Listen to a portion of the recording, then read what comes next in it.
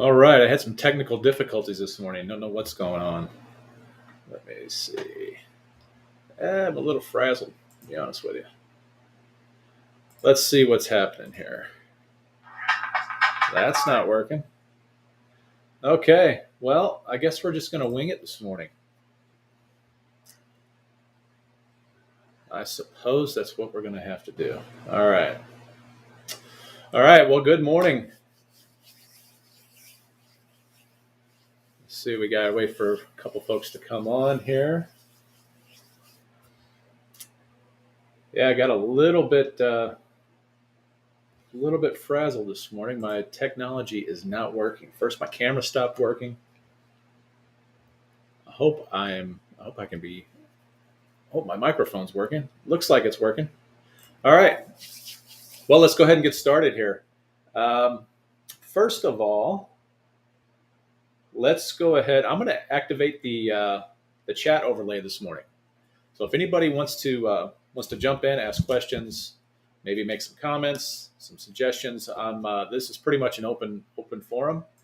So don't be afraid to jump in here. And we are going to have any questions that come up, we'll have them pop up here on the screen. Hey, I don't know who that is, but good morning. Good morning to you as well. All right. So this morning, I thought we would talk a little bit about assigning contracts, particularly subject to deals. Now, subject to deals, this can get a little bit tricky if we're talking about assigning, because we have an inherent problem. This is actually a topic that came up a couple of weeks ago. I meant to address earlier, but I'm not a huge fan of assigning subject to deals. Only in the sense that, my only reason really is because I've made a personal promise. I've made I won't say a guarantee. A guarantee is a strong word, but I've made a promise to my seller that I'm going to be making those payments. All right. So if I'm going to pick a house up subject to, I'm going to assume the debt on that mortgage, and I've made a promise to start making payments. Well, if I then assign my interest, or I assign that contract through a regular assignment that almost everybody is familiar with in this business, if I assign that contract, particularly if I'm not totally transparent with my seller, I am potentially opening myself up for some problems later down the road. And a lot of you may have heard me talk about this before, but I just think it's super important. I'm seeing more and more of this. I almost picked up a house here this past week that was a subject to assignment, and I would never buy a house that way. First of all, I don't want to put anyone who's trying to assign me that contract into. I don't want to expose them to any risk, if at all possible. So, the real problem with assigning subject to deals is that you're the one that's made the promise. You're the one that needs to be responsible for making those payments. So if you assign that contract to somebody else, to another buyer, to one of your buyers, and they stop making those payments, well, I mean, something's going to have to give. That's the risk that you're exposed to now, because now your seller's going to find out about that. They definitely will find out about that, and so now you've got yourself in a little bit of a pickle. So what we like to do, probably one of the better ways of doing this, of assigning, is to actually novate these deals. So this is a big buzzword that's been going around, and it's quite honestly, it's been misrepresented. There's a lot of things that people feel that novation accomplishes, but ultimately, all a novation really is you are taking. So let's just use an example. Let's say you get a property under contract. All right, you've decided, hey, I don't, this one's probably not for me. I would like to assign this contract to somebody else. Well, with novation, what I'm actually doing is when I say I'm going to novate that agreement, I'm going to have a talk with my seller. I'm going to say, Mr. Seller or Mrs. Seller, um, I've kind of changed my mind about this. I think maybe this is something that is probably best suited for somebody else. And so what I'm going to do is I've got somebody that's interested. I want to bring in this other buyer.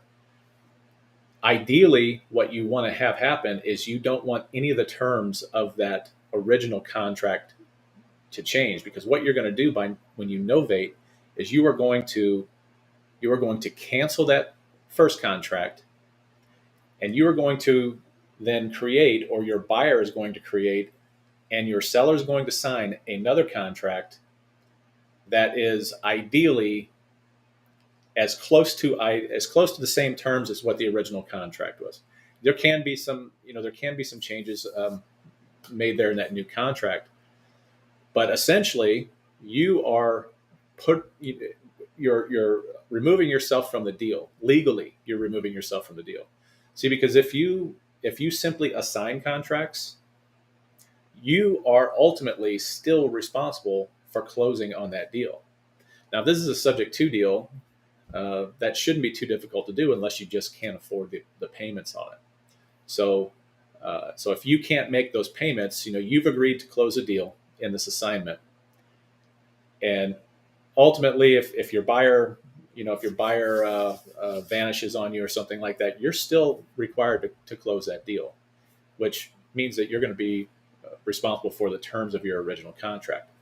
When you novate a contract, you are saying, "Hey, I have this novation agreement. I am going to exit this deal, but I'm bringing somebody else in. They have agreed to the terms, or for the most part, the terms. You ideally, like I said, you ideally want them to agree with those two contracts. You want them to match.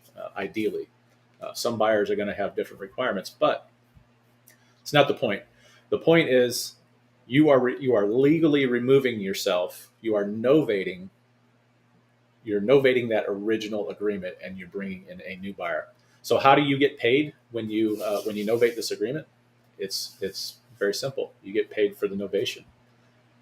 So if you're a wholesaler and you're looking to assign a creative deal, well, maybe it's time to start looking into novation, because particularly subject to deals, like I said.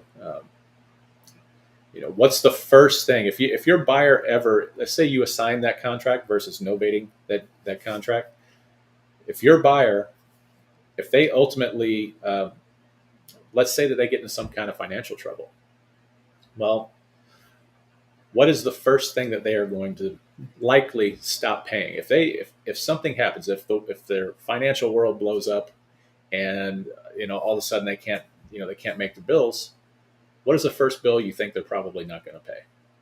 It's probably going to be somebody else's mortgage.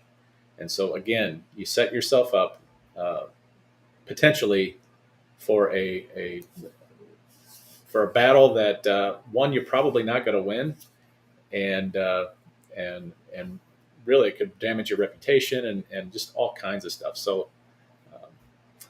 so novation is probably the way to go when we're talking about assignments. Okay, so wholesalers, if you're going out, good for you if you're going out and you are picking up deals, particularly if you're picking up creative deals. And yeah, that's excellent. I'm not sure who that was, but yeah, definitely 100% transparency, 100% disclosure is totally paramount in these deals. Anyway, just forget everything that I'm talking about this morning. I just believe in total transparency with my sellers and my buyers. I don't like to play these games of hiding things, keeping secrets, and things like that. So, but yeah, that's really what I wanted to talk about this morning. Novation is, like I say, it's the big buzzword now. It's been around for decades, long time. It's not a new concept.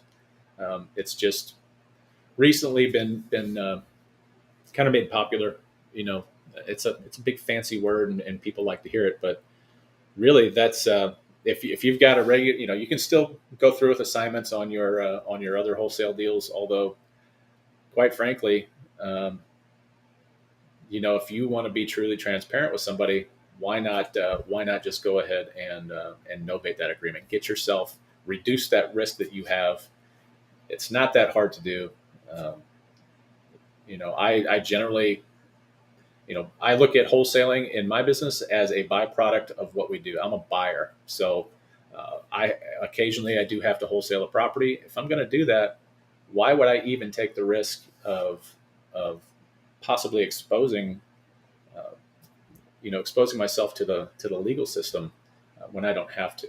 A novation can definitely take care of that. So um, anyway, that's all I've really got. If we've got plenty of time here. It's a really, really short call today.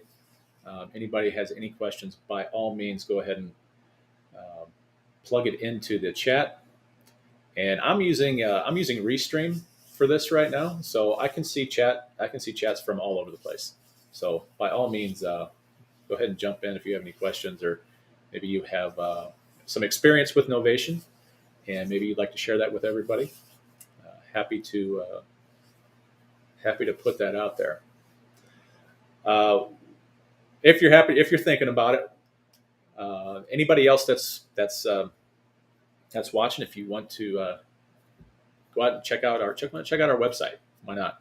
Sub2empire.com. It's a brand new website where we've revamped the whole thing. We're pretty proud of it, but I would love some feedback on it, and I'd love to know if there's anything that we can do better to maybe inform some of you folks about creative deal structures. Question is, does Novation make you a partner in the deal on the backside? It doesn't. It actually can. It can make you. It doesn't by default do that. No, but Novation can. How you set up that once you novate the original agreement, if you have a new agreement in place, you can 100%